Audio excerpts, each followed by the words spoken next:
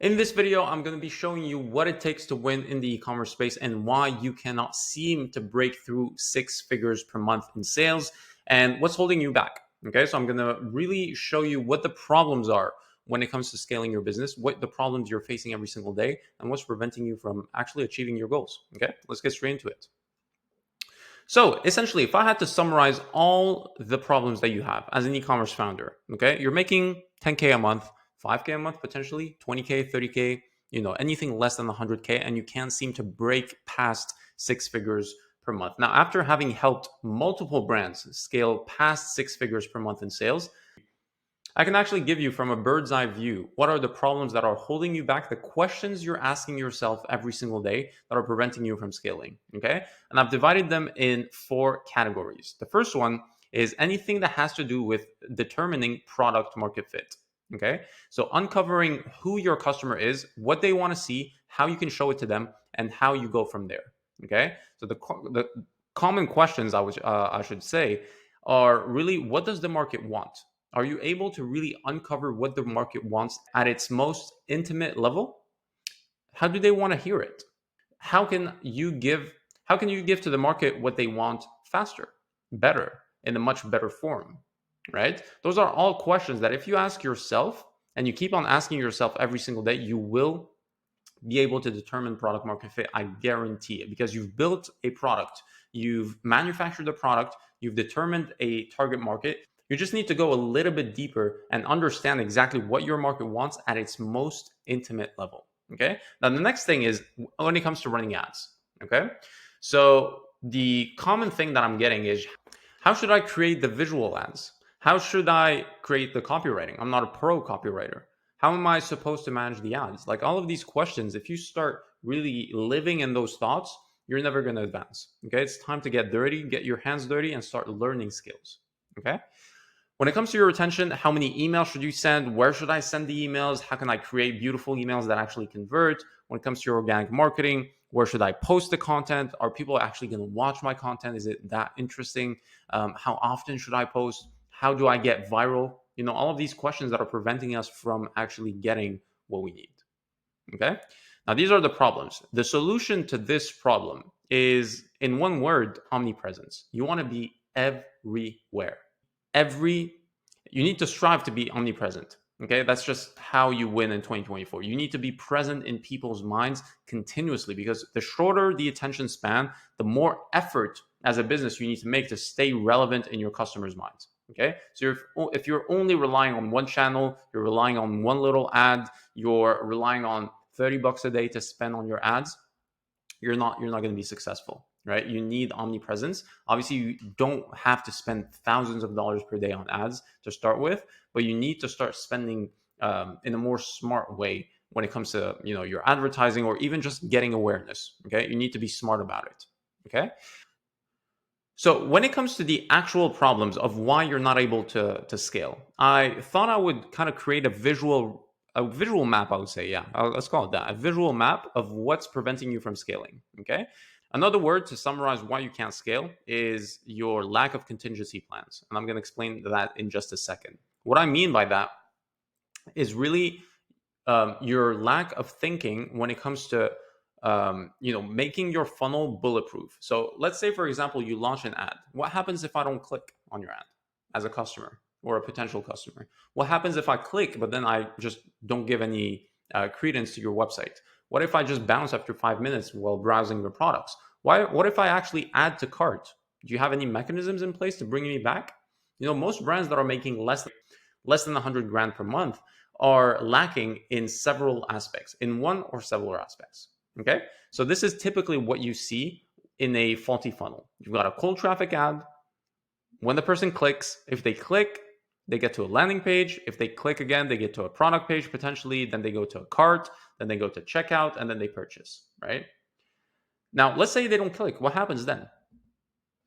What's your funnel structure when it comes to retargeting people, right? What happens if they land on the landing page, but then just leave after that, right? They don't get to your product page. What happens if they get to the product page and there should be something else here, but they don't actually add to cart? What if they added to cart, but then forgot about it? Do they just leave their cart and that's it? What about the checkout phase, right? What happens if they purchase, right? Like you actually won on the first order. What happens when they purchase? Do you have data to bring a contextual experience to them? Do you have a plan on building that relationship? Like all of these questions need to be answered with a pen and paper before you even start advertising. Otherwise, you're just going to be throwing money and not seeing the returns that you actually deserve. So many brands have amazing products, they just lack the infrastructure to make it work. And this is why I'm saying that at your current stage, if you're making less than 100K per month in sales, you need to stop working with agencies, because agencies only focus on cold traffic, for example, or paid ads. They only focus on your emails, on your organic marketing, like only one type of service. You need help with everything when you're making less than 100K per month. Okay. Now, when it comes to what to do or what a successful kind of infrastructure looks like, this is what it looks like. Okay.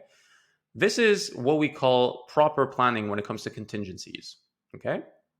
You've got your cold traffic ad. You've got people that click. If they don't click, they land on a properly optimized organic marketing channel. So your Instagram profile, TikTok, whatever channel you're advertising on, the storefront, should I say, or the page that you're advertising from needs to be a marketing channel. Okay, it needs to be well optimized. Now, if they click on the landing page, what happens is they will then have two choices. They either click on the product or they leave. If they leave, we've got flows and automations that trigger once we have that event triggered. So if they leave the website without seeing our products, we know we're going to be in front of them in some shape or form. Okay.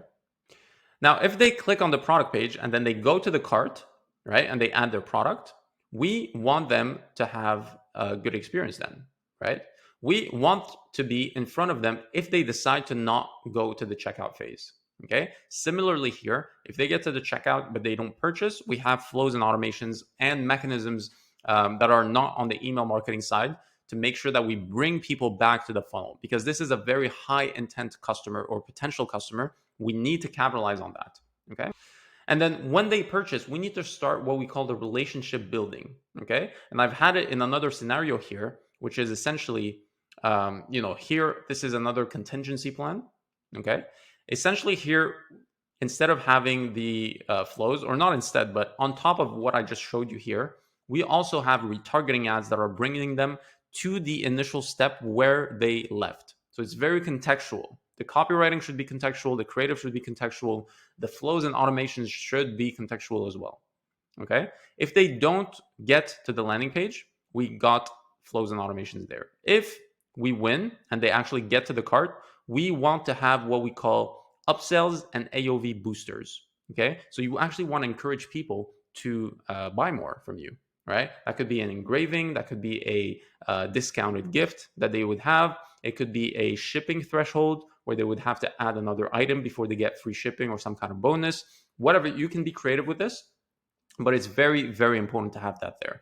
Similar with the checkout, if they do not purchase, we have retargeting ads and flows and automations that trigger. And here we have what we call, what I was telling you about earlier in the video, what we call relationship building and objection handling. Now, why do you want to have this in the real life? When you go to your favorite shop, manage the relationship between you and them in such a way that you keep coming back, even if they don't have the best products, even if they don't have the best marketing, whatever. They structure the relationship in a way where you feel kind of indebted to them. Okay. The same thing can be applied to email marketing. Okay. You need to start building that relationship so that people come back to you because they relate to your brand in some shape or form. Okay. You need to start building that relationship. And this is the best way to, number one, increase retention, build what we call believers in the brand, and build reliability and build reliability, handle objections, and kind of destroy buyer's remorse. Okay, super important. And this is what we call a winning infrastructure. Okay, it's not simple to make it. It's not simple to create. It takes a lot of work. But if you can do this, this is where you can start seeing a 3x ROAS. I see so many founders. They tell me, "Hey, I want to see a 3x ROAS." I'm like, "Okay, cool. Let's see what your funnel is like." And it's literally like one ad. They're running one ad to a landing page that is not optimized. I would literally ask them on the call, would you actually purchase this product? Would you actually like give your money to a brand that just does not give you any does not give you any feeling or any does not give you any good experience. Would you actually buy from such a website? And they would tell me no. That would be a unanimous answer. They would tell me no. And that's the wake up call where they're like, okay, something needs to change. Okay.